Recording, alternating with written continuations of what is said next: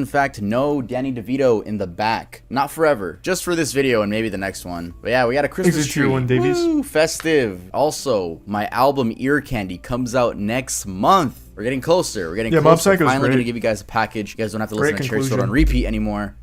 But yeah, like I've said before, there will be an Ear Candy album movie here on this channel. It will premiere live. And the album cover is officially released. Drum roll, please. Thanks, Prime Princess.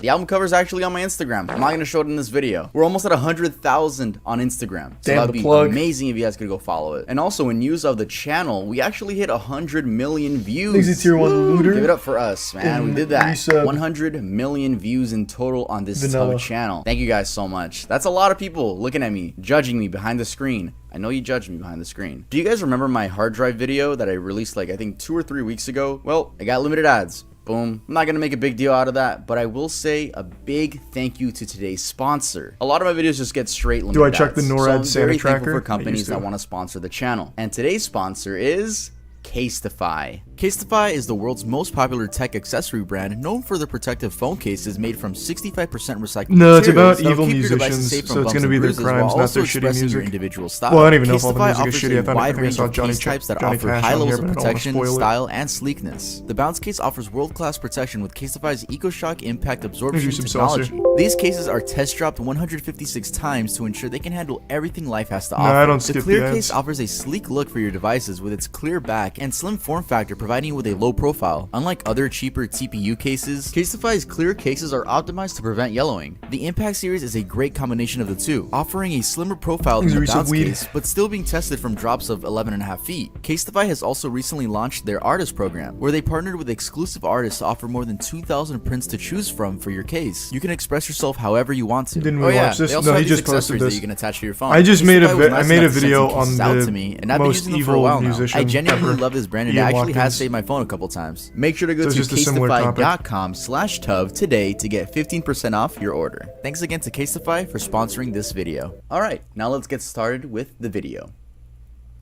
Sid Vicious. John Simon Ritchie, better known by his stage name Sid Vicious, was an English musician, best known as the bassist for punk rock band Sex Pistols. Despite dying in 1979 at age 21, he remains an icon to some of the punk subculture. To say John had a troubled childhood would be an understatement. He was raised by a single mother who sold marijuana to get by. She later remarried and John now had a stepdad, but sadly, that man passed away 6 months later due to kidney failure. By the time John was 15, his mother's life was consumed by a heroin and opiate addiction, causing him to feel lonelier than ever. While attending Kingsway College of Further Education, which was a school for students with difficulties, John admitted to a counselor that he had thoughts of and that he would torture and kill cats in his free time. That same year, Ritchie met fellow Kingsway student John Ladon, who introduced him to his friends John Gray and John Wardle. All four, who became known locally as the Four Johns, quit school and began squatting in various dismal locations. 3 of the 4 Johns would then take nicknames. Liddon gave Ritchie the nickname Sid Vicious after Ritchie was bitten by Liddon's hamster, Sid. 2 years later in 1975, Glenn Matlock and Paul Cook joined the band, now rebranded to Sex Pistols. Though Ritchie still wasn't a part of the band, it wasn't until 1977 that tensions started rising between member Matlock and their manager Malcolm McLaren, which led to Matlock being kicked from their band for, quote, liking the Beatles. The work environment was pretty toxic, with Matlock revealing that their manager purposely made them pick fights with each other because he thought generating chaos between the band was a creative mechanism. Anyway, this is when John Ritchie, aka Sid Vicious, would finally join Sex Pistols and become their new bassist. Just a year later, on October 11th, 1978, Sid and his then girlfriend, Nancy Spungen, hosted a party in their hotel room, during which Vicious took approximately 30 Tuinal tablets, and while many people came and went, he was comatose for the rest of the night. At about 11 a.m. the next morning, hotel staff found Spungen dead on the bathroom floor, with a knife wound in her abdomen. Vicious was found wandering the hallway. He first claimed to have killed her, then said he remembered nothing. 2 people who had been at the party stated that Nancy was alive at 5 a.m. The murder weapon was identified as a Jaguar K11 hunting knife, which Nancy had purchased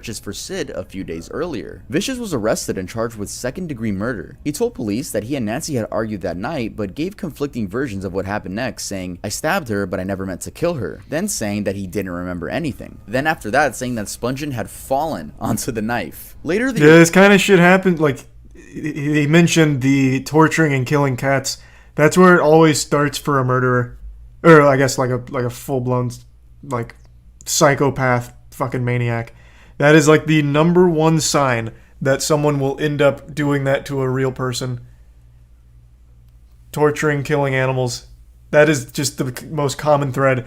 I think the second that gets mentioned, they need to take that very seriously and monitor the person. There needs to be some very serious repercussions for that shit. That is just like the most cited correlation ever. Like an early sign of someone who will likely be a murderer. Makes no sense why it's still not taken super seriously. A lack of respect for life. I think it's still just that notion that, oh, it's just an animal. That's a huge distinction. He's just doing it to cats right now. He'll never graduate and do that to people, surely. But I mean, there's tons and tons and tons of killers. All, and very many of them, have no problem being open that it started when they were kids with torturing and killing animals. I just don't know like how much more evidence they need of that being a telltale sign.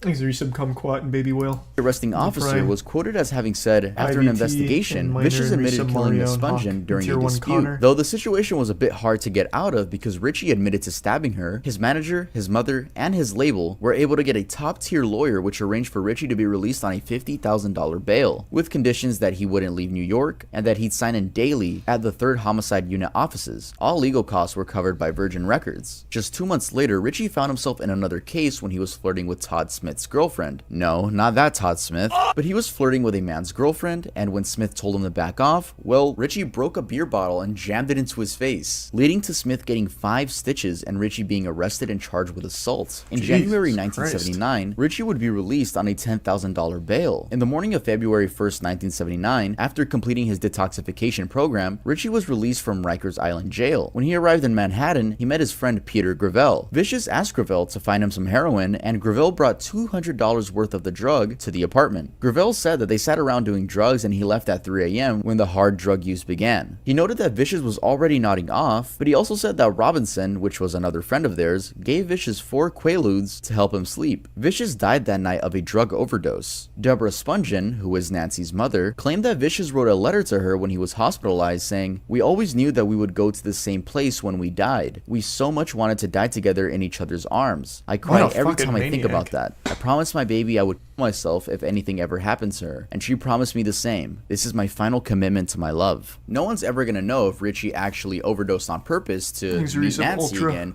or if he genuinely accidentally overdosed. Chuck Berry. Charles Edward Anderson Berry was an American singer, songwriter, and guitarist who pioneered rock and roll. Nicknamed the father of rock and roll, he refined and developed rhythm and blues into major elements that made rock and roll distinctive with songs such as Maybelline, Roll Over Beethoven, Rock and Roll Music, and Johnny B. Good, which was featured on the classic Back to the Future. Writing lyrics that I'll be honest, the main thing I know Chuck Berry for is that performance with John Lennon where Yoko starts banging a drum and making outrageous noises into a mic and he looks extremely shocked and uncomfortable. That's like the most I know about Chuck Berry. And then I also know the Bill Burr segment on that interaction. Iconic clip though. It goes on for like 3 minutes. What? The Yoko Ono screaming? No. That went on for only like... probably only like 30, 45 seconds before they cut her mic. But it's enough to be traumatizing to listen to. Show the clip? I highly doubt I can show that clip on Twitch. That would get my shit DMCA'd so quick. Chuck Berry and John Lennon? Are you serious? And Yoko Ono? Well, Yoko Ono doesn't even know what the internet is. Yoko Ono still does that shtick. She's lived her whole life around this idea that people like to hear her make goofy noises. I will never forget that, I think it was 2016, 2015. She went to like an art museum and had her own exhibit where she just grabs a mic and goes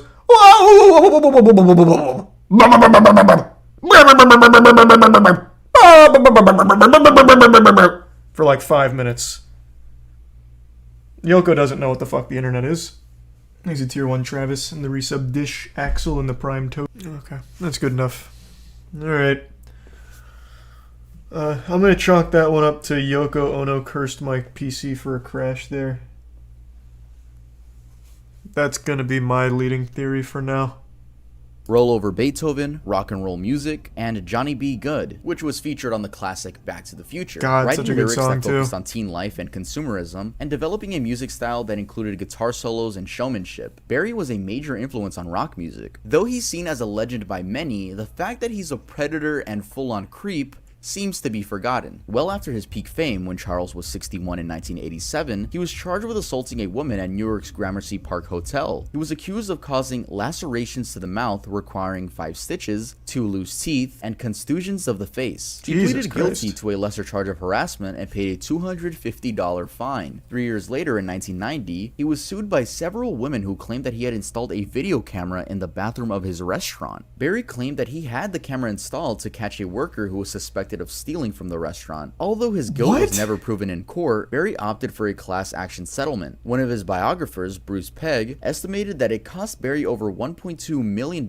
plus legal fees. His lawyers claimed that he had been a victim of conspiracy to profit from his wealth. Reportedly, a police raid on his house found intimate videotapes of women, one of whom was apparently a minor. Also found in the raid were 62 grams of marijuana. Felony drug and abuse charges were filed, and the abuse charges were eventually dropped, and Barry agreed to plead guilty to misdemeanor possession of marijuana. He was given a 6-month suspended jail sentence, placed on 2 years unsupervised probation, and was ordered to donate $5,000 to a local hospital. Still don't know why the abuse charges were dropped, even though there was apparently a video. Later videos Barry recorded of himself urinating on a woman, and another of her defecating on him would surface. And one of those— Whoa! Wait, this guy was like the original R. Kelly pisser. He recorded a video of him pissing on a woman like 10 years before R. Kelly did. Maybe R. Kelly was inspired? Interesting. The defecating, I don't think R. Kelly ever did. I don't think he ever got shit on by a woman. Well, he may have. I have no fucking idea. But that was never in any of the court documents. So he didn't want to go full Chuck Berry. It was a half measure. Thanks to the Tier 1 Sergeant and the 5 gift subs Destroyer. Thank you, Destroyer. The Prime Grit and Resub Brain. John McAfee. Yeah, I still don't know if that one's true, but I still just love the mythos around that. It was rumored that John McAfee would hire prostitutes to sit in this special swing he made that had the ass cut out of it so that way he could lay under it and they'd shit on him. That was a kind of wild theory. Don't know if it's true. There's a lot of mystique around the life of John McAfee. There's really no telling for sure what's real and what's fake.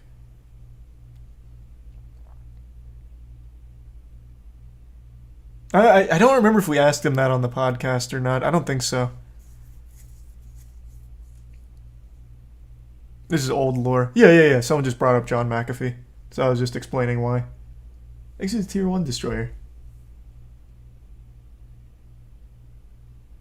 Thanks, Resub Stinky.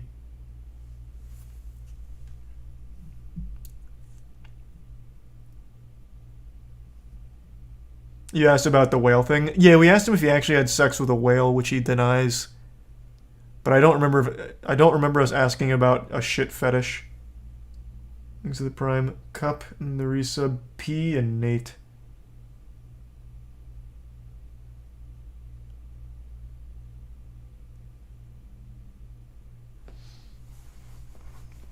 What is it with celebrities and shit piss fetishes?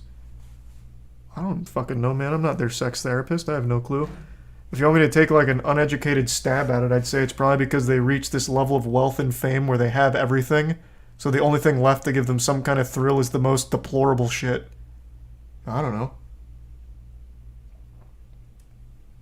There's Resub Foxy and the Prime Dirty.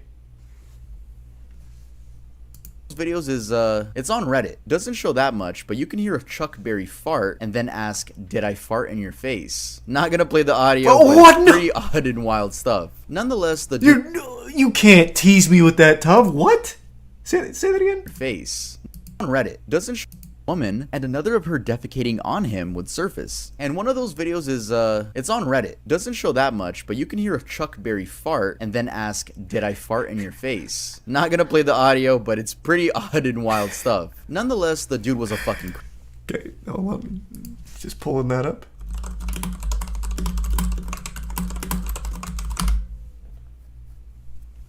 This is called Classic Video Chuck Berry Farts on Prostitute. Okay, I don't know how crude the audio is, so I'm going to mute for a second and listen to this.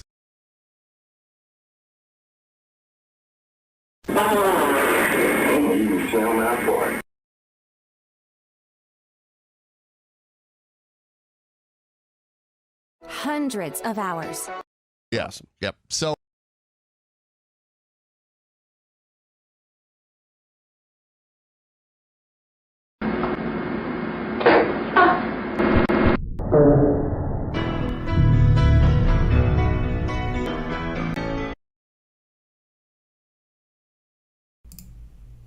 That was hype. That was a lot cooler than I thought it was going to be, too. It's not muted. Well, you're welcome then. How about that? That was hype. The video had like his legs over his head. It was like the fart was aimed at her face.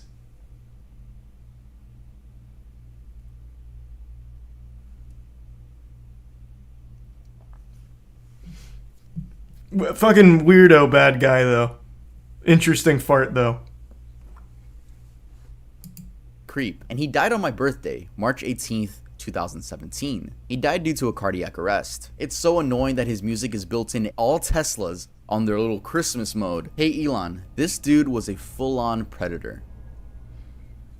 It does seem that Bard way. Goldvik Ethan, aka Faust, is a Norwegian drummer known primarily for his work with the black metal band Emperor. In 1993, he was sentenced to 14 years in prison for, get this, murder. He's been out of prison since 2003, but according to Ethan, while walking home from a pub through the Olympic Park, a well-known gay cruising spot, a man named Andressen drunkenly approached him and solicited him for sex. Ethan agreed to go with him to the nearby woods, and there he stabbed Andressen 37 times. Ethan claimed that he felt no remorse at the time. Ihsan, his bandmate in Emperor, said that Ethan, quote, had been very fascinated by serial killers for a long time, and I guess he wanted to know what it's like to kill a person. The media has linked the murder to black metal, and speculated that Ethan was motivated by Satanism, fascism, or homophobia. In a 1993 interview, he stated, I am not a Satanist, but I praise the evil. In an interview for the book Lords of Chaos, he explained that he had been interested in Satanism, but there are other things as well. Basically, I don't give a shit. In a 2008 interview... Which one's the one that's, what is it, the Church of Satan? I don't remember. One of those that's called Satanism or something to do with Satan is actually just kind of about, like, loving yourself or some shit. I don't think it's this one. Whatever this guy's talking about. But which one is that? Oh, the Satanic Temple. Ah, okay. The Satanic Temple. Yeah, because that one is apparently just all about, like, self-love and not worrying about, like, greater powers. Something like that. Thanks to resub Milky and Pupil. Ethan said, I was never a Satanist or a fascist in any way. In a 2012 interview, he said, I never had any racist or homophobic views. Gal, who was an openly gay member of the Norwegian black metal scene, said that Ethan was the first person to send him a message of support when he came out. Police initially had no suspects, and Ethan remained free for about a year. However, he told Oystein Euronymous Arseth, Varg Vikernes, and a few others what he had done. Damn, those names are crazy. After Oystein murder in 1993, which we will talk about next, Ethan was arrested and confessed to killing Andressen. In 1994, he was sentenced to 14 years imprisonment, but was released due to good behavior in 2003 after serving 9 years and 4 months. Isn't that wild? Murder is still something that you can just serve your time and come back from. I guess maybe there was some level of rehab at that particular prison. That'd have to be some fucking crazy rehab. Guy just randomly murders someone. I don't really know how you solve that problem. But then there's people that have marijuana charges that will never see the light of day again. Apparently marijuana is something you can never rehab out of. Isn't that fucking crazy? Yeah, true. I guess maybe it's just something with the prison system over there that's different here. I don't know. Still, though, I just find that to just be very sad.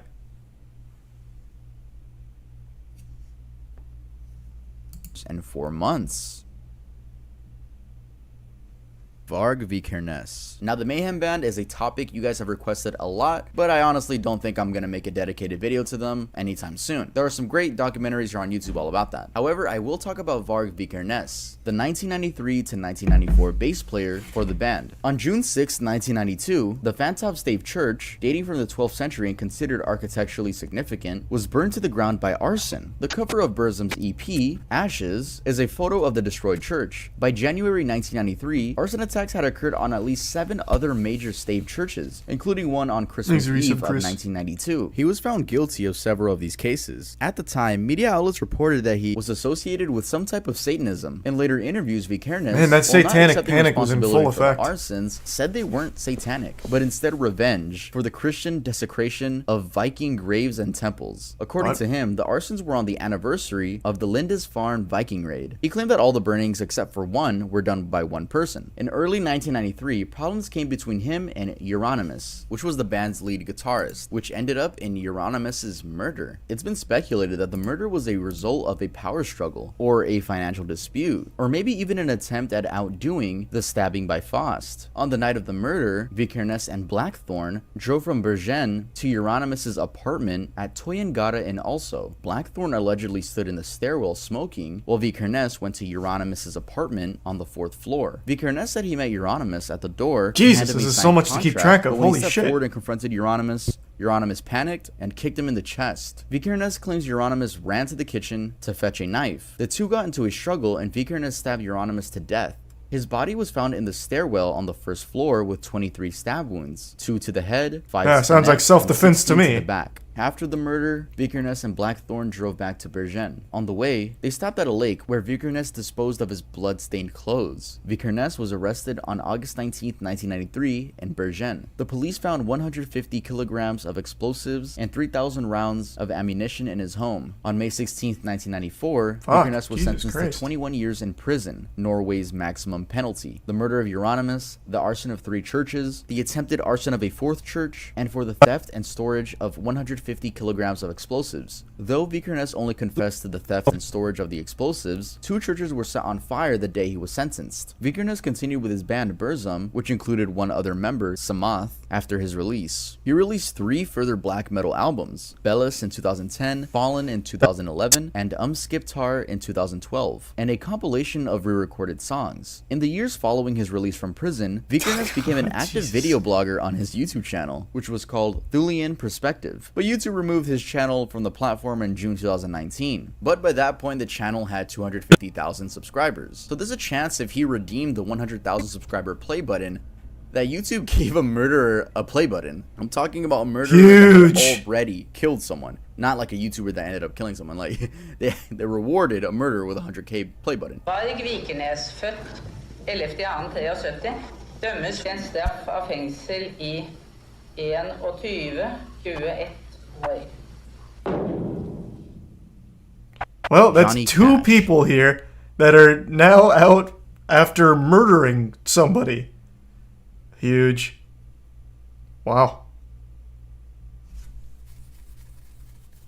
80 tier 1 Platonic and the resub Licked Doge in the prime line. And the resub Natanata.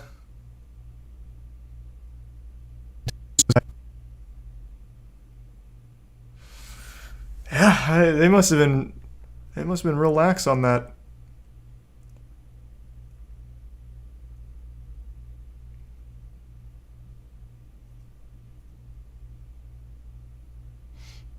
Thanks, resub Penguin. Johnny Cash was an American country singer-songwriter. Much of Cash's music contained themes of sorrow, moral tribulation, and redemption, especially in the later stages of his career. He was known for his deep, calming voice, kinda like me.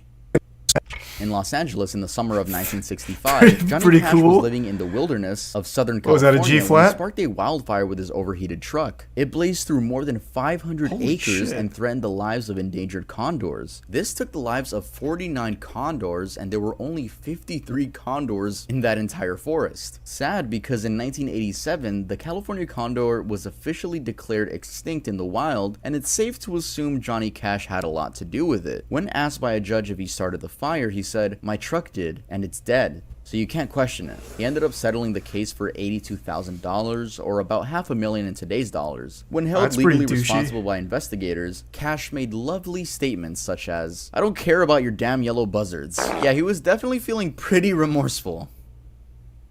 If you guys are looking for ways to support the Oh, channel that's- other than just watching the videos, What a which piece I of shit. promise you is Ew. already enough, thank you so much. You can also buy I like from Johnny the Earl Cash brand. music. The website is I didn't know he was such a earldoesn'texist.com, and we douche. currently have our Christmas collection. You can follow us over on Instagram as Hey! exist. We have a new comic. We upload a lot of comics, so if you want to go see the adventures of Earl, you can go check it out. Everything from the Christmas collection will leave on New Year's. So these are very limited. We're never going to sell these again. Next year it'll be different Christmas Thanks, Resub collection. Steve. Good These to see you, man. designs Hope you're doing well. are Happy limited. Yeah, if you want to holidays. support the channel, if you want to Thanks, look Resub cool, if Georgia. you want to get a special gift for a special someone, make sure to shop at Earl Doesn't Exist. Sucks, but it's not murder. Oh, Well, yeah, it's by the way, definitely not guys, murder. Make sure to use code EARL20. I mean, I guess it is murder. 20% off anything 49 on the site. This will condors. expire on January 1st. Not And now let's intentionally, move on to the but- next topic. Still.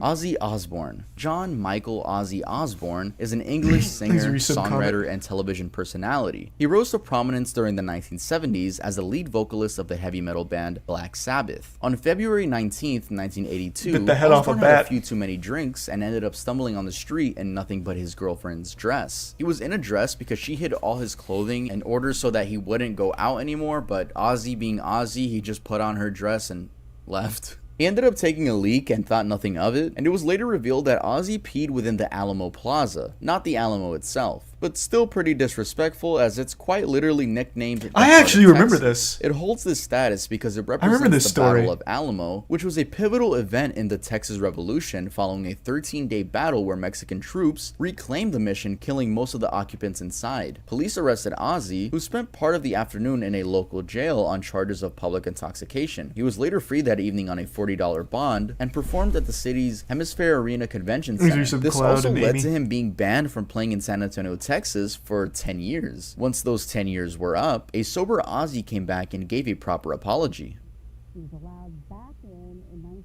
What? Are they speaking through a waterfall? What is that?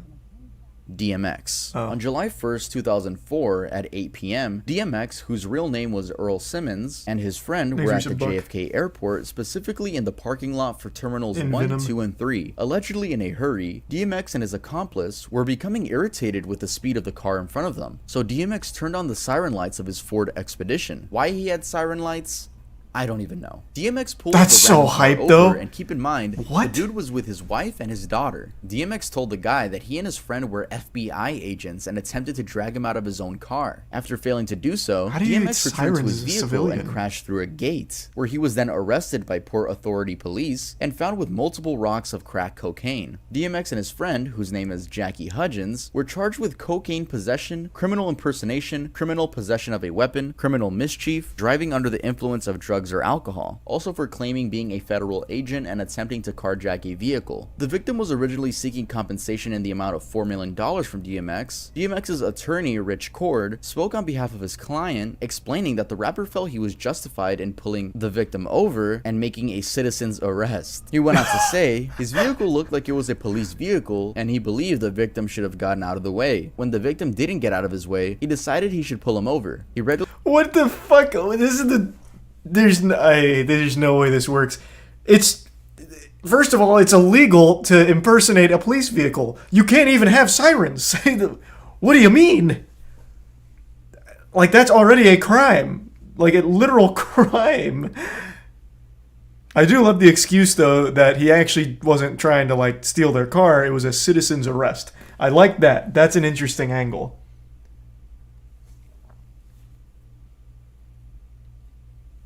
I like that one. That's good RP. You can buy sirens but can't use them. I don't even know where the fuck you can get sirens. I thought it was literally illegal to have sirens on top of your car unless you are a police officer. You can't flash red and blues. You can have, of course, like workers' lights and all of that, but you cannot flash red and blues. I think that's literally illegal.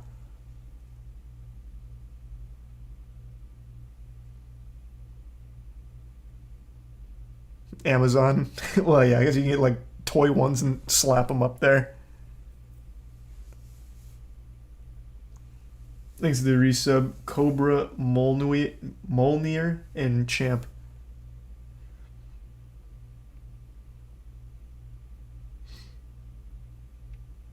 It's illegal to do, but you can still install LED lights.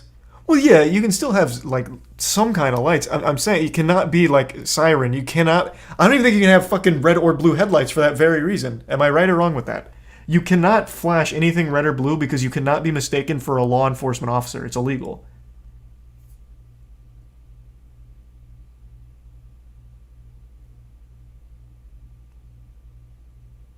Jeremy DeWitt alert. True. Classic Jeremy. Thanks to resub, Bora. Fucking hype, though, that for some reason he had law enforcement sirens for his vehicle.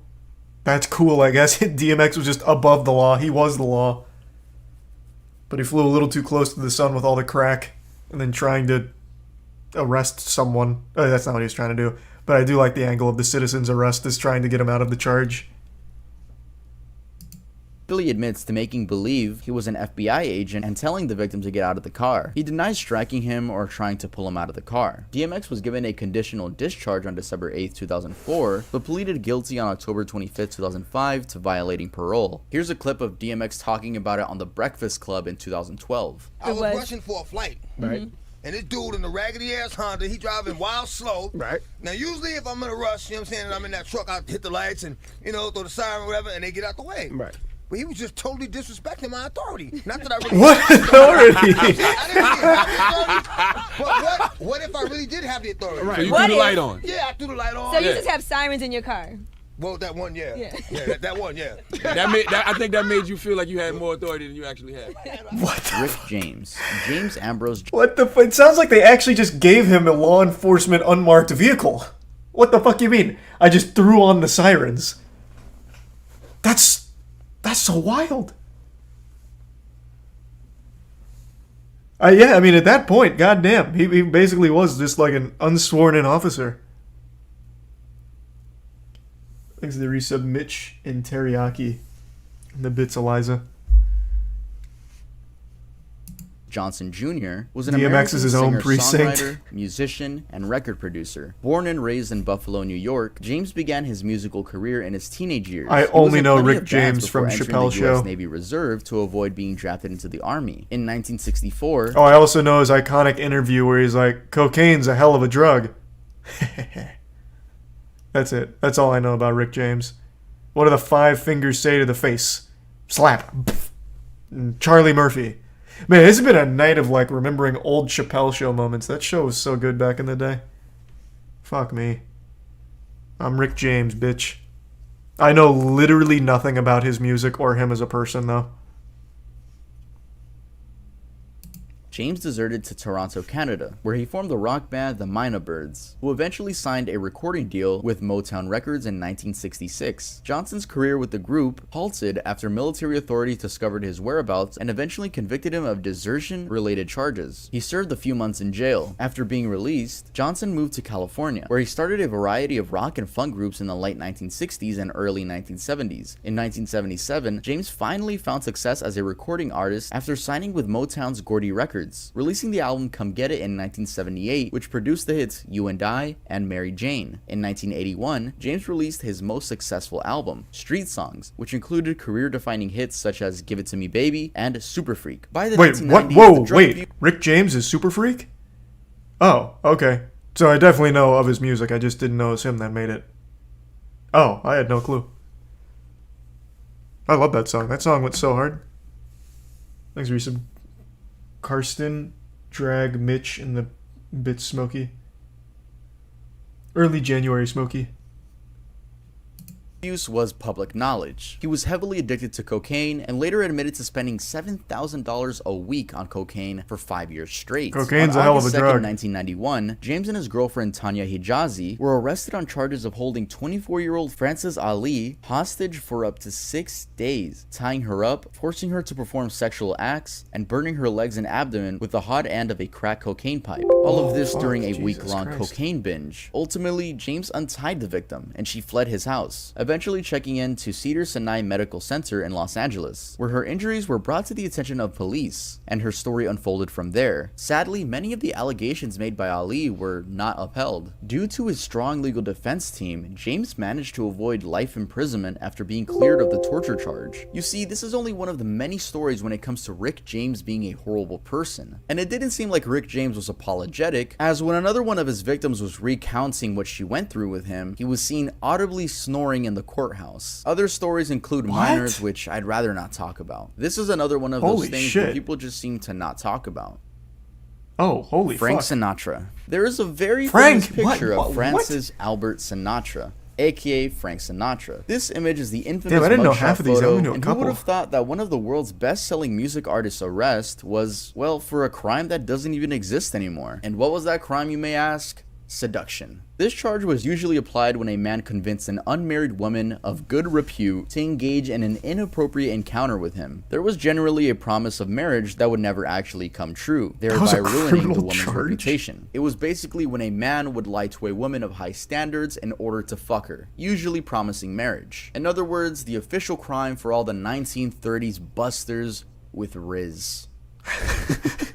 Oh, Damn, Riz it man actually caught a In Giga Chad 1938, charge. A 23-year-old Sinatra found himself in that situation, and he was officially arrested and booked for seduction. The charge was eventually dropped, and it was later discovered that the supposedly single woman was in fact married. Later that year, the original charge was revised slightly, and Sinatra was again arrested, this time for adultery. Adultery is legal punishment for cheating on your spouse whom you're married to. It's a really outdated law, which some states are actively trying to get rid of. These states include Alabama, Arizona, Florida, Georgia, Idaho, Illinois, Kansas, Massachusetts, Michigan, Minnesota, Mississippi, New York, North Dakota, Oklahoma, South Carolina, Utah, So, like, all Virginia, the and states. Wisconsin. I mean, this is a pretty lighthearted one on the list. I know the woman still cheated, and I feel bad for whoever her husband was, but imagine if this mugshot was for something way more heinous. Imagine it was like, Frank Sinatra mugshot for robbing blind old lady, then pushing her in front of a semi-truck. it just wouldn't feel right.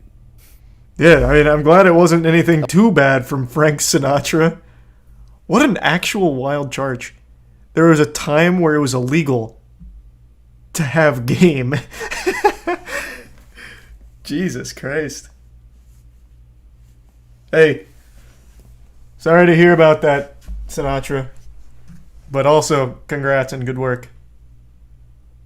Elvis Presley. Elvis Aaron Presley was an American singer and actor, dubbed the King of Rock and Roll. He's regarded as one of the most significant cultural figures of the 20th century. His energized interpretations of songs and sexually provocative performance style led him to both great success and initial controversy. He became insanely famous with Heartbreak Hotel, which was his first #1 hit, being released in January 1956, and he quickly became a star. In Joel Williamson's book, Elvis Presley, A Southern Life, he writes about Elvis's life on the road, including his time spent with teenagers. Williamson wrote that while on tour, Elvis preyed on a group of 3 14-year-old girls who would pillow fight, Jesus tickle, Christ. wrestle, and kiss Elvis, who was 22 at the time. He also met his wife when he was 24. She was 14. Though they got married when she was Jesus 21, Christ. they claimed they never had sex. This has been questioned by many people, even to the point where a book has been written about it. Multiple books, actually. Now, Elvis was never charged with anything regarding these relationships, but he should have been, and I'm sure we can all agree on that. I never heard Thank that. you guys so God damn. much for What watching the the fuck? video. If you liked it, make sure to leave a like, and if you're new to the channel, make sure to subscribe. Also, go follow me on Instagram. We're almost at 100,000 followers. some And make eggnog sure to and go Fry buy some Lord from the amazing bits clothing Jacob at and T-Chan. worlddoesn't Oh Merry yeah, Christmas, and ear T. candy is out next month. Merry Christmas, Happy Hanukkah, Happy Kwanzaa, and all the other holidays, and Happy New Year, in case this is my last video of the year. I hope it's not, but in case it is. And I'll see you guys next time I upload. Nice. Yeah, I didn't know most of those. I am surprised he didn't put in Ian Watkins. Ian Watkins, what he did is still worse than everything on this list. his entire musical career, everything he did behind the scenes is the most heinous shit imaginable. But yeah, I think the reason he probably didn't bring that one on is because of just how dark that is. Like, there is murder on here with these two in the middle. But I think Ian Watkins had so much, and all of it is so unbelievably fucked up. Like, the most disgusting things imaginable, that Tuv probably just decided that's a little much for this, would be my guess. Yeah, also no G.G. Allen.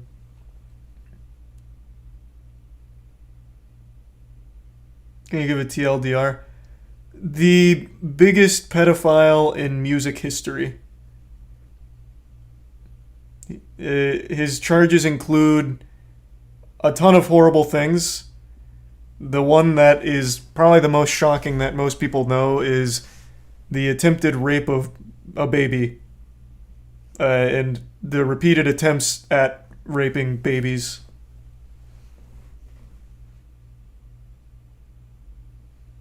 Yeah. He is the biggest, most evil person in the music industry ever. I made a whole video on him recently, actually, if you want like the deeper dive on it. Sucks because he was the lead singer of like my favorite band growing up. Also, this is another great... Yeah, the Lost Prophets singer.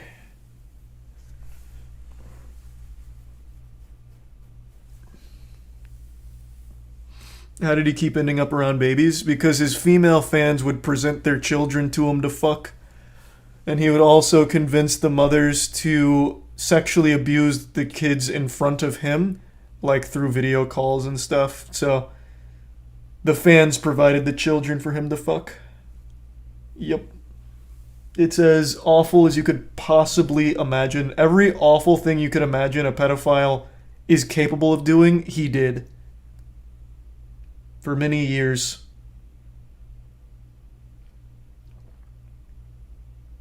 He is in jail. Yeah, he is in jail.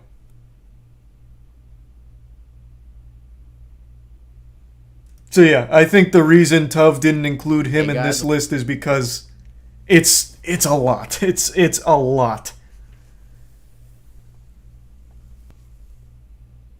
Never gonna catch Ian, he's too smart. I can't tell if you're making a joke because they let him go for so long despite having so much evidence against him, or if you really think he's not in jail. Because he is currently in jail. He actually just got married in jail, I think. I think I remember reading him getting married recently. No, maybe not. He still does have fans that visit him, though. He has a girlfriend. He's not married.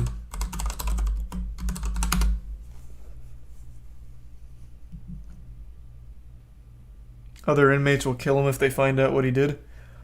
I don't think so. He's been in there since 2012. Or, fuck, was it... when did he actually go to jail? Was it... It wasn't 2012 he actually went to jail. Fuck, I'm blanking on the exact dates on things. What year did he go to jail? That's when all of this came to light. I don't remember when he was actually sentenced to jail.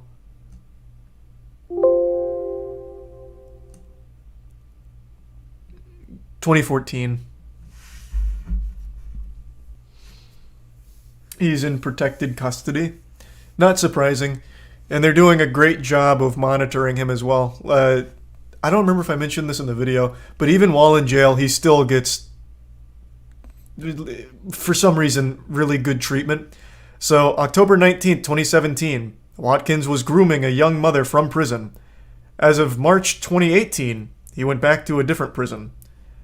On March 2018 again, he was found with a mobile phone that he was using to maintain contact with a girlfriend outside of prison.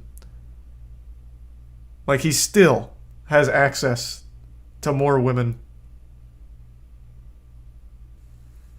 Separate the art from the artist, meanwhile the artist. Hey, I've talked about this like 4 times now. Even in that video I mentioned it. I have always stood firmly on the side of you can separate art from the artist and still enjoy what they created. But I can't do that for Ian Watkins.